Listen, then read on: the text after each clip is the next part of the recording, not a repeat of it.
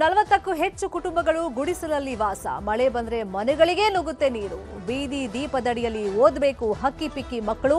ಹಕ್ಕಿ ಪಿಕ್ಕಿ ಜನಕ್ಕಿಲ್ಲ ಮನೆ guarantee story ಇದು. 53 ವರ್ಷ ನಮ್ಮ ಮನೆಯವರಿಗೆ ಆವತ್ತಿಂದನೂ ನಮ್ಗೆ ಏನು ಮಾಡ್ಕೊಟ್ಟಿಲ್ಲ. ಕೆರೆ ಪಕ್ಕದಲ್ಲಿದೆ, ಅದೇನಾದ್ರೂ ಒಂದು ಕೋಡಿ ಬಿತ್ತು ಅಂದ್ರೆ ಇಲ್ಲಿ ಇರುವಂತ ಜನಗಳಿಗೆ ಎಲ್ಲರಿಗೂ ಸಹ ಕಂಪ್ಲೀಟ್ ಆಗಿ ಸಮಸ್ಯೆ ಆಗುತ್ತೆ. ಓದ್ಬೇಕಂದ್ರೂ ಕತ್ಲಲ್ಲೇ ಓದ್ಬೇಕು. ಮಳೆ ಬಂದ್ರೆ ಗುಡಿಸಲುಗಳಲ್ಲಿ ಇರಕ್ಕಾಗಲ್ಲ ಸರ್.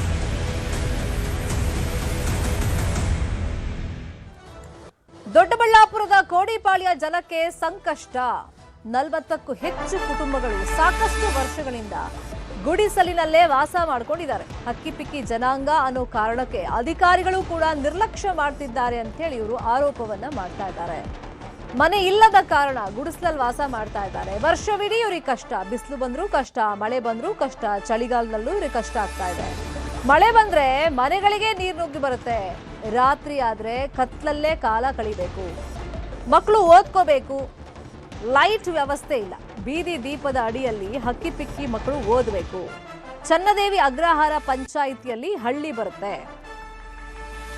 ಮಕ್ಕಳಿಗೆ ಓದೋದಕ್ಕೆ ವ್ಯವಸ್ಥೆ ಇಲ್ಲ, ಇರೋದಕ್ಕೆ ನಮಗೊಂದು ಸೂರಿಲ್ಲ. ಸಾಕಷ್ಟು ವರ್ಷಗಳಿಂದ ಇದ್ರೂ ಕೂಡ ಸರ್ಕಾರದಿಂದ ನಮಗೆ ಅಗತ್ಯ ಸೌಲಭ್ಯಗಳು ಸಿಗ್ತಾ ಇಲ್ಲ ಅಂತ ಹೇಳಿ ಆಕ್ರೋಶವನ್ನ ಹಕ್ಕಿ ಪಿಕ್ಕಿ ಜನಾಂಗ ವ್ಯಕ್ತಪಡಿಸ್ತಾ ಇದೆ. ಇನ್ನು ಅಧಿಕಾರಿಗಳು ಅವ್ರ ಹತ್ರ ಹೋಗಿ ಮನವಿ ಮಾಡಿದ್ರೆ ಇವರು ಬಡವರು ಅಥವಾ ಹಕ್ಕಿ ಪಿಕ್ಕಿ ಜನಾಂಗ ಅನ್ನೋ ಕಾರಣಕ್ಕೆ ಈ ಕಡೆ ತಲೆ ಹಾಕಿನೂ ನೋಡಲ್ಲ ಅಥವಾ ಇವರಿಗೆ ಫೆಸಿಲಿಟಿಗಳನ್ನು ಕೊಡ್ತಿಲ್ಲ ಅಂತ ಹೇಳಿ ಆರೋಪಗಳನ್ನ ಮಾಡ್ತಾ ಇದ್ದಾರೆ. ಇಲ್ಲಿ 60-70 ವರ್ಷದಿಂದ ಇವ್ರಿಗೆ ಮೂಲಭೂತ ಸೌಕರ್ಯಗಳನ್ನ ಒದಗಿಸಿಲ್ಲ ಅಂತಂದ್ರೆ ಇಲ್ಲಿರೋಂತ ಅಧಿಕಾರಿಗಳು ಏನ್ ಕೆಲಸ ಮಾಡಿದ್ದಾರೆ?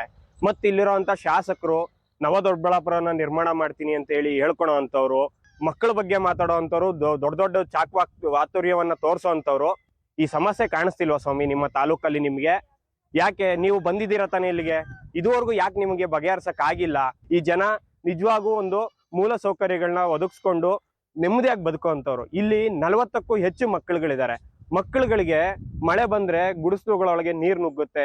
ಕೆರೆ ಪಕ್ಕದಲ್ಲಿರೋ ಕಾರಣಕ್ಕೆ ಹಾವುಗಳು ಇನ್ನೊಂದು ಮತ್ತೊಂದು ತುಂಬಾ ಜೀವಕ್ಕೆ ಕುತ್ತಿರುವಂತ ಸಮಸ್ಯೆ ಇಲ್ಲಿದೆ. ಜನನ ಪ್ರಮಾಣ ಪತ್ರ ಇಲ್ಲ ಮಕ್ಕಳಿಗೆ, ಆಧಾರ್ ಕಾರ್ಡ್ಗಳಿಲ್ಲ, ವಯಸ್ಸಾದವ್ರಿಗೆ ಒಂದು ಪಿಂಚಣಿ ಬರ್ತಿಲ್ಲ, ರೇಷನ್ ಕಾರ್ಡ್ ಇಲ್ಲ. ಪಂಚಾಯಿತಿಯಲ್ಲಿ ಇದುವರೆಗೂ ಅಧಿಕಾರಿಗಳು ಏನ್ ಮಾಡಿದ್ದಾರೆ? ಹುಟ್ಟಿದ್ರೆ ಒಂದು ಒಳ್ಳೆ ವ್ಯವಸ್ಥೆ ಇಲ್ಲ, ಸತ್ರುನು ಅವ್ರಿಗೆ ಮಣ್ಣು ಮಾಡೋಕ್ಕೂ ವ್ಯವಸ್ಥೆ ಇಲ್ಲ. ಇಂಥ ಪರಿಸ್ಥಿತಿಯಲ್ಲಿ ಇವತ್ತಿಗೂ ಬದುಕ್ತಿದ್ದಾರೆ ಅಂತಂದ್ರೆ ಇದು ನಿಜವಾಗೂ ಶೋಚನೀಯ.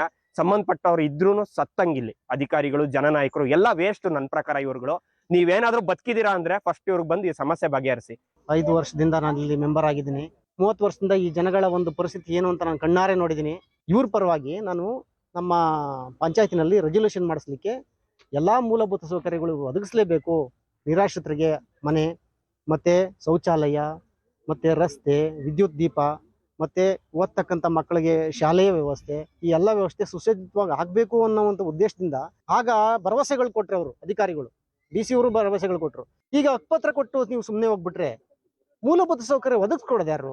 ಹೋರಾಟ ಮಾಡಿದ್ರೆ ಅದು ಭರವಸೆಗಳು ಕೊಟ್ರು. ಇದುವರೆಗೂ ಯಾವುದೇ ಕಾರ್ಯಕ್ರಮಗಳನ್ನ ಇಲ್ಲಿ ಹಮ್ಮಿಕೊಂಡು ಮಾಡಕ್ ಆಗ್ಲಿಲ್ಲ. ಮುಂದಿನ ಕಡೆ ಏನ್ ಮಾಡ್ಬೇಕು ಅಂದ್ರೆ ಹೋರಾಟ ಮಾಡ್ಬೇಕು, ದೊಡ್ಡ ಮಟ್ಟದಲ್ಲಿ ಹೋರಾಟ ಮಾಡ್ಬೇಕು. ಏನು ಅಧಿಕಾರಿಗಳವ್ರೆ ಅವರೆಲ್ಲ ಖುದ್ದಾಗಿ ಬಂದು ಇಲ್ಲಿ ಕುಂತು ಇಲ್ಲೇ ಪರಿಹಾರನ ಹುಡುಕಿ ಇಲ್ಲೇನೆ ಅದನ್ನ ಸಾಲ್ವ್ ಮಾಡ್ಬೇಕು. ಆ ತರದೊಂದು ಕಾರ್ಯಕ್ರಮ ಆದ್ರೆ ಮಾತ್ರ ಇದು ಯಶಸ್ವಿ ಆಗುತ್ತೆ. ಸರ್, ಮಶಾಣ ಅಂದ್ರೆ ನಮ್ಮ ಕೋಡಿಪಾಳ್ಯ ಗ್ರಾಮಕ್ಕೆ ರುದ್ರಭೂಮಿನೇ ಇಲ್ಲ. ಇಲ್ಲಿ ಅಜ್ಜಿ ತಿರೋದಾಗ ನಾವು ಮಣ್ಣು ಮಾಡ್ಬೇಕಂತ ಹೋಗಿ ಗುಡಿ ಮಾಡ್ಸ್ಕೊಂಡ್ ಬಂದಿದ್ದೀವಿ. ಹೆಣ ತಗೊಂಡು ಮಣ್ಣು ಮಾಡ್ಬೇಕು. ಅವಾಗ ಏನ್ ಮಾಡಿದ್ರು, ಊರವ್ರು ಬಂದಿದ್ದು ಗಲಾಟೆ ಆಯ್ತು. ಹೊಡೆದಾಟನ ಆಯ್ತು ಅವಾಗ. ಅದಾದ್ಮೇಲೆ ಏನ್ ಮಾಡಿದ್ವಿ, ನಾವು ಕೇಳಿದ್ವಿ, ನೀವು ಕಸ ಹಾಕ್ಬೇಡ್ರಿ, ಇಲ್ಲಿ ನಾವು ಮಣ್ಣು ಮಾಡೋಕಂತ ಜಾಗ ಮಾಡಿಕೊಂಡಿದ್ದೀವಿ. ಇದನ್ನ ನೀವು ಇದ್ರೂ ಕಸ ಹಾಕಿ ತುಂಬಿಟ್ರೆ ನಾವೆಲ್ಲ ತಗೊಂಡು ಮಣ್ಣು ಮಾಡೋಣ ಅಂದ್ರೆ ಇದೆಲ್ಲ ಮಣ್ಣು ಮಾಡ್ಕೊಡ್ರಿ ನೀವು. ನಮ್ಗೆ ವ್ಯವಸ್ಥೆಗಳು ಆಗ್ಬೇಕಂದ್ರೆ ಇಲ್ಲಿ ಫಸ್ಟ್ ರಸ್ತೆ ಆಗ್ಬೇಕು, ಮತ್ತೆ ನೆಲ್ಲಿಗಳು ಮನೆಗೆ ನೆಲ್ಲಿಗೆ ಬರ್ಬೇಕು, ಮೈನು ಕಂದಾಯ ಕಟ್ಸ್ಕೋಬೇಕು. ಪ್ರತಿಯೊಂದು ಗುರ್ಸ್ಲು ಏನಿದೆ ಗುರ್ಸ್ಲುಗಳ ಪ್ರತಿಯೊಂದು ಜಾಗ ಕೊಟ್ಟು ಅದಕ್ಕೆ ಸೈಟ್ ಅಂತ ಇಷ್ಟು ಒಂದು ಅಟ್ಲೀಸ್ಟ್ 15-20 ಆದ್ರೂ ಸೈಟ್ ಕೊಟ್ಟು ಅದು ಮನೆಗಳು ವ್ಯವಸ್ಥೆ ಮಾಡ್ಕೊಡ್ಬೇಕು. ಆಮೇಲೆ ಓದೋ ಹುಡುಗರಿಗೆ ಲೈಟ್ಗಳೆಲ್ಲ ಇಲ್ಲಿ ಓದಬೇಕು ಅಂದ್ರೆ ಅವರು ತುಂಬಾ ಕಷ್ಟ. ಒಂದು ಗಾಳಿ ಬಂತು, ಇಲ್ಲ ಒಂದು ಹಾವು ಬಂತು, ಏನೋ ಒಂದು ಗುಡ್ಸಲ್ ಬಂದು ತೂರ್ಕೊಂಡ್ರು ಕಾಣಲ್ಲ ಸರ್. 42 ಮನೆ ಕುಟುಂಬಕ್ಕೂ ಏನು ವ್ಯವಸ್ಥೆಗಳಿಲ್ಲ ಸರ್. ಗುಡಿಸಲೋನು ಪೂರ್ತಿ ಗುಡಿಸಲೇ ಅವೇ. ನಮ್ಗೂ ಅಷ್ಟು ಮನೇನು ಇಷ್ಟು ಕೊಟ್ಟವ್ರೆ, ಅದ್ರಿಗೂ ಲೋನು ಗೀನು ಏನು ಇಲ್ಲ. ಅದನ್ನ ಕೇಳಿದ್ರೆ ಗುಂಡು ತೋಪು ಅದು ಇದು ಅಂತ ನಮ್ಮನ್ನ ಇದು ಮಾಡ್ತಾರೆ. ನಮ್ಗೇನು ಸೌಕರ್ಯ ಇಲ್ಲ. ನಾವು 60 ವರ್ಷದಿಂದಾನು ಇದ್ದೀವಿ. 60-65 ವರ್ಷ ಆಗೈತೆ. 42 ಮನೆ ಅವೆ. ಅಷ್ಟಕ್ಕೂನು ಯಾವ್ದು ಸೌಕರ್ಯನೂ ಇಲ್ಲ. ಏನು ಇರಕ್ ಮನೆ ಇಲ್ಲ, ಒಂದ್ ರೋಡ್ ಇಲ್ಲ, ಏನು ಇಲ್ಲ ಸ್ವಾಮಿ. ಏನಾನ ಮಾತಾಡಕ್ ಹೋದ್ರೆ ನಿಮ್ಗೆ ಏನ್ ಕೊಡ್ಬೇಕು, ನಿಮ್ ಊರ್ ಹೋಗ್ರಿ ಅಂತಾರೆ. ಎಲ್ಲೋಡೋಣ, ಹಿಂದೆ ಇಲ್ಲ ಮುಂದೆ ಇಲ್ಲ, ಏನ್ ಮಾಡೋಣ?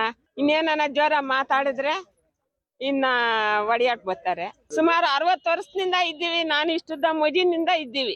ಇಲ್ಲೇ ಓದಿ, ಇಲ್ಲೇ ಮದ್ವೆ ಆಗಿ, ಇಲ್ಲೇ ಮಕ್ಕಳು ಆಗಿ, ಇಲ್ಲೇ ಮಕ್ಕಳು ಮದ್ವೆ ಆಗಿ ಮೊಮ್ಮಕ್ಕಳು ಆಗವೆ. ಮೊಮ್ಮಕ್ಕಳು ಮದ್ವೆ. 42 ಕುಟುಂಬ ಇದಾವೆ ಸ್ವಾಮಿ. ಗುಡ್ಸ್ಲು ಮನೆ ಎಲ್ಲ 42 ಇದಾವೆ. ಯಾವ್ದು ಬರಲ್ಲ, ಪಿಂಚಣಿನೂ ಬರಲ್ಲ, ಯಾವ್ದು ಇಲ್ಲ.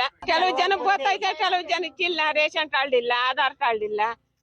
ಈ ಪಂಚಾಯತಿ ಹೋದ್ರೆ ಏನೂ ಬರ್ಕೊಡಲ್ಲ. ಕರೆಂಟ್ ವ್ಯವಸ್ಥೆನೂ ಇಲ್ಲ, ಏನೂ ಇಲ್ಲ. ಮಕ್ಳಿಗೆ ನ್ಯಾಯವಾಗಿ ಓದಕ್ಕೆ ಕರೆಂಟ್ ಇಲ್ಲ ಸರ್. ಅವ್ರು ಓದ್ಬೇಕಂದ್ರು ಕತ್ಲಲ್ಲೇ ಓದ್ಬೇಕು, ಬರಿಬೇಕಂದ್ರು ಕತ್ಲಲ್ಲೇ ಬರಿಬೇಕು. ಕ್ಯಾಂಡಲ್ ತಗೊಂಬಂದು ಇದ್ ಮಾಡ್ಬೇಕು ಸರ್. ಮಳೆ ಬಂದ್ರೆ ಗುಡ್ಸ್ಲುಗಳಲ್ಲಿ ಇರಕ್ಕಾಗಲ್ಲ ಸರ್. ನಮ್ ಕೈಯಲ್ಲಿ ಮಕ್ಕಳನ್ನ ಹಾಕೊಂಡು ಕುತ್ಕೊಬೇಕು. ನೈಟ್ ಎಲ್ಲಾನು ಸೋರ್ತಾನೆ ಇರ್ತೈತೆ ಮನೆ ಎಲ್ಲಾನು. ಪೂರ್ತಿ ನಮ್ಗೆ ವ್ಯವಸ್ಥೆನೂ ಇದಿಲ್ಲ ಜಾಸ್ತಿ. ಮಕ್ಕಳನ್ನ ಮರಿನೂ ನೆನ್ಸ್ಕೊಂಡು ಬಟ್ಟೆಗಳೆಲ್ಲ ನೆಂದೋತವೆ. ಓದೋ ಪುಸ್ತಕ ಎಲ್ಲ ನೆಂದೋತವೆ.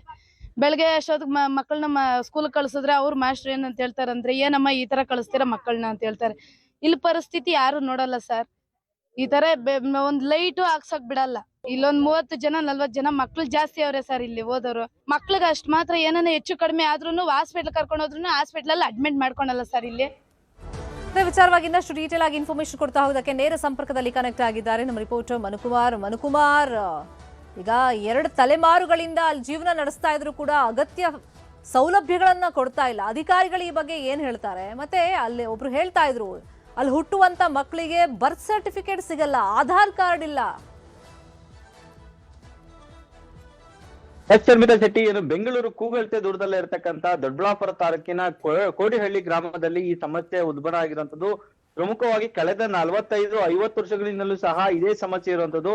ಅಂದ್ರೆ ಕೆರೆಯ ಪಕ್ಕದಲ್ಲೇ ಇರತಕ್ಕಂತ ಸರ್ಕಾರಿ ಜಮೀನಿನಲ್ಲಿ ಸುಮಾರು 40ಕ್ಕೂ ಹೆಚ್ಚು ಕುಟುಂಬಗಳು ಅಲ್ಲೇ ವಾಸವಿದಾವೆ. ಆ ಎಲ್ಲಾ ಕುಟುಂಬಗಳಲ್ಲೂ ಸಹ ಏನು ಜನಪ್ರತಿನಿಧಿಗಳು ತಮಗೆ ಬೇಕಾದಂತ ವೋಟ್ ಹಾಕ್ಸ್ಕೊಳ್ಳೋದಕ್ಕೂ ವೋಟರ್ ಐಡಿ ಕಾರ್ಡ್ ಅನ್ನ ಮಾತ್ರ ಮಾಡಿದರೆ ಹೊರತು ಬೇರೆ ಯಾವುದೇ ರೀತಿಯ ಮೂಲ ಸೌಕರ್ಯಗಳನ್ನು ಒದಗಿಸುವಲ್ಲಿ ಏನೋ ಅಲ್ಲಿ ಕೆಲಸ ಪ್ರವೃತ್ತರಾಗಿಲ್ಲ. ಅಂದ್ರೆ ಅವ್ರಿಗೆ ವೋಟ್ ಮಾತ್ರ ಬೇಕು, ಆ ಜನದ ಅಲ್ಲಿನ ಸಮಸ್ಯೆ ಮಾತ್ರ ಅವ್ರಿಗೆ ಬೇಡ. ಏನು ಪ್ರತಿ ಚುನಾವಣೆಯಲ್ಲೂ ಸಹ ಬರ್ತಕ್ಕಂಥ ಜನಪ್ರತಿನಿಧಿಗಳಿಗೂ ಎಲ್ಲರೂ ಕೂಡ ನಿಮ್ಗೆ ಮನೆ ಕಳ್ಸ್ಕೊಡ್ತೀವಿ, ಸೂರು ಕಳ್ಸ್ಕೊಡ್ತೀವಿ ಅನ್ನೋಂತ ಭರವಸೆಯನ್ನ ಕೊಡ್ತಾರೆ ಹೊರತು ಯಾರು ಕೂಡ ಆ ಕೆಲಸಕ್ಕೆ ಮುನ್ನಾಗೋದಿಲ್ಲ.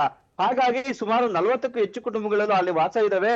ಅದರಲ್ಲೂ ಸುಮಾರು 30-40 ಜನ ವಿದ್ಯಾರ್ಥಿಗಳು ಅಲ್ಲೇ ಇರೋದು. ಅಂದ್ರೆ ಅಲ್ಲಿ ಸುತ್ತಮುತ್ತಲಿನ ಶಾಲೆಗಳಿಗೂ ಕೂಡ ಹೋಗ್ತಿದ್ದಾರೆ. ಶಾಲೆಗೆ ಹೋಗಿ ಬಂದು ಮನೆಯಲ್ಲಿ ವ್ಯಾಸಂಗ ಮಾಡ್ಬೇಕಂದ್ರೆ ಅವರಿಗೆ ವಿದ್ಯುತ್ ದೀಪ ಇಲ್ಲ, ಬೀದಿ ದೀಪದಲ್ಲೇ ಅಥವಾ ಏನೋ ಮನೆಯಲ್ಲಿ ಏನಾದ್ರು ದೀಪವನ್ನು ಹಚ್ಕೊಂಡು ವ್ಯಾಸಂಗ ಮಾಡ್ಬೇಕಾದಂತ ಪರಿಸ್ಥಿತಿ ಇಲ್ಲಿ ಉದ್ಭವ ಆಗಿರೋದು. ಯಾವುದೇ ಅಧಿಕಾರಿಗಳ ಗಮನಕ್ಕೆ ತಂದ್ರು ಕೂಡ ಏನು ಪಂಚಾಯತಿ ಲೆವೆಲ್ ವರೆಗೂ ಹೋಗ್ತದೆ ಹೊರತು ಅಲ್ಲಿಂದ ಮೇಲಧಿಕಾರಿಗಳಿಗೆ ಅವರ ಅರ್ಜಿಗಳು ಅಲ್ಲಿಂದ ರವಾನೆ ಕೂಡ ಆಗೋದಿಲ್ಲ. ಹಾಗಾಗಿ ಪಂಚಾಯತಿ ಮಟ್ಟದಲ್ಲಿ ಕೂಡ ಏನೋ ಅಲ್ಲಿನ ಜನಪ್ರತಿನಿಧಿಗಳು ಅವರ ಪ್ರಭಾವನ ಬೆಳೆಸಿ ತುಳಿಯುವಂತ ಕೆಲಸಕ್ಕೂ ಕೂಡ ಮುಂದಾಗ್ತಾರೆ. ಆದ್ರೆ ಮೇಲಧಿಕಾರಿಗಳು ಕೂಡ ಅವರಿಗೆ ಗಮನಕ್ಕೆ ಬಂದ್ರು ಕೂಡ ಯಾವುದೇ ರೀತಿಯ ಏನೋ ಅಲ್ಲಿನ ಸಮಸ್ಯೆ ಬಗೆಹರಿಸೋದಕ್ಕೂ ಕೂಡ ಮುಂದಾಗುದಿಲ್ಲ. ಹಾಗಾಗಿ ಸುಮಾರು 40ಕ್ಕೂ ಹೆಚ್ಚು ಕುಟುಂಬಗಳು ಇವತ್ತಿಗೂ ಕೂಡ ಗುಡಿಸಿನಲ್ಲೇ ವಾಸ ಇದಾವೆ. ಅದರಲ್ಲೂ ಪ್ರಮುಖವಾಗಿ ಸರ್ಕಾರ ಏನು ಗುಡಿಸಲು ಮುಕ್ತ ರಾಜ್ಯವನ್ನ ಮಾಡ್ಬೇಕು ಅನ್ನೋ ನಿಟ್ಟಿನಲ್ಲಿ ಆಶ್ರಯ ಯೋಜನೆಯಲ್ಲೂ ಕೂಡ ಸಾಕಷ್ಟು ಮನೆಗಳನ್ನ ಇನ್ನು ಪ್ರತಿ ಪಂಚಾಯತಿಯಲ್ಲೂ ಕೂಡ ಏನು ನಿರ್ಗತಿಕರನ್ನ ಗುರುತಿಸಿ ಸೈಟ್ ಅನ್ನ ಅಲರ್ಟ್ ಮಾಡಿ ಅವರಿಗೆ ಮನೆ ಕಟ್ಕೊಡೋದಕ್ಕೂ ಕೂಡ ಮುಂದಾಗ್ತದೆ. ಆದ್ರೆ ಅದೇ ಪಂಚಾಯತಿಯಲ್ಲಿ ಚೆನ್ನೈದೇವಿ ಅಗ್ರಹಾರ ಪಂಚಾಯತಿಯಲ್ಲೂ ಕೂಡ ಈ ಲಿಸ್ಟ್ ಅನ್ನ ಮಾಡಿದ್ರೆ ಆ ಲಿಸ್ಟ್ ಅಲ್ಲೂ ಕೂಡ ಇವರ ಈ ಜನಸಂಖ್ಯೆಯನ್ನ ಸೇರಿಸಿ ಇವರಿಗೆ ಫಸ್ಟ್ ಏನೋ ಮನೆಯನ್ನ ಕಟ್ಕೊಡೋದಕ್ಕೆ ಮುಂದಾಗ್ಬೇಕಿತ್ತು.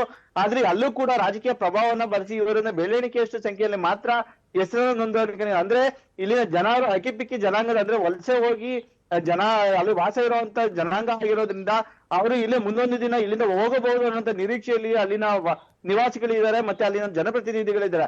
ಆದ್ರೆ ಸುಮಾರು 60ಕ್ಕೂ ಹೆಚ್ಚು ವರ್ಷಗಳಿಂದ ಇಲ್ಲೇ ವಾಸವಿದ್ದಾರೆ. ಅವರಿಗೆ ಯಾವುದೇ ರೀತಿಯ ಏನು ಪಿಂಚಣಿ ವ್ಯವಸ್ಥೆ ಆಗಲಿ, ಆಧಾರ್ ಕಾರ್ಡ್ ವ್ಯವಸ್ಥೆ ಆಗಲಿ, ಅಲ್ಲಿ ಹುಟ್ಟಿದಂತ ಮಕ್ಕಳಿಗೆ ಜನನ ಪ್ರಮಾಣ ಪತ್ರ ಕೂಡ ಅವರಿಗೆ ಸಿಕ್ಕಿಲ್ಲ.